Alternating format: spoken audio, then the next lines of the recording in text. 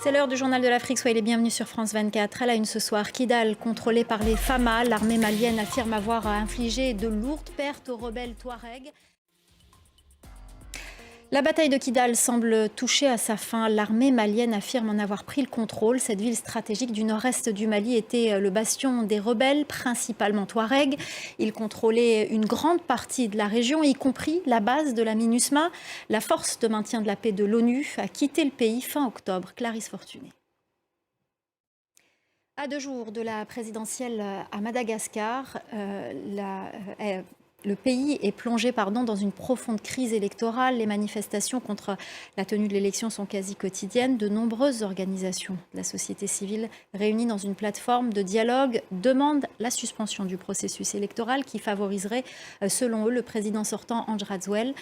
On regarde ce reportage de Gaëlle Borgia et on en parle juste après avec elle. Notre correspondante est avec nous sur ce plateau. Pour en parler, Gaëlle Borgia, notre correspondante à Madagascar, est avec nous sur ce plateau. Bonsoir Gaëlle. Bonsoir. Alors on a vu votre reportage, on le dit bien, on le comprend. Pourquoi cette présidentielle Est-ce que cette présidentielle aura-t-elle lieu malgré les multiples appels au boycott et à la suspension? Vous savez, Madagascar, c'est un peu le pays de l'inconnu. Rappelons que c'est le président du Sénat, qu'il est assermenté, qu'il n'est pas censé non plus mentir et qu'il n'a surtout jamais répondu à vos autres sollicitations, justement pour le confronter à ces incohérences et que pour l'instant, on n'a pas de ces nouvelles. Voilà, rappelons-le à nos téléspectateurs. Merci beaucoup Gaëlle Borgia, merci pour votre décryptage et on suivra évidemment cette présidentielle à Madagascar.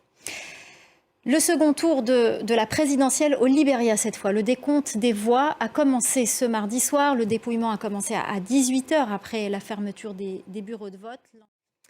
En bref, l'opposant sénégalais Ousmane Sonko a été ramené en prison selon ses avocats, arrêté depuis fin juillet pour, entre autres, complot contre l'autorité de l'État et appel à l'insurrection. Il est hospitalisé depuis plusieurs semaines à l'hôpital principal de Dakar.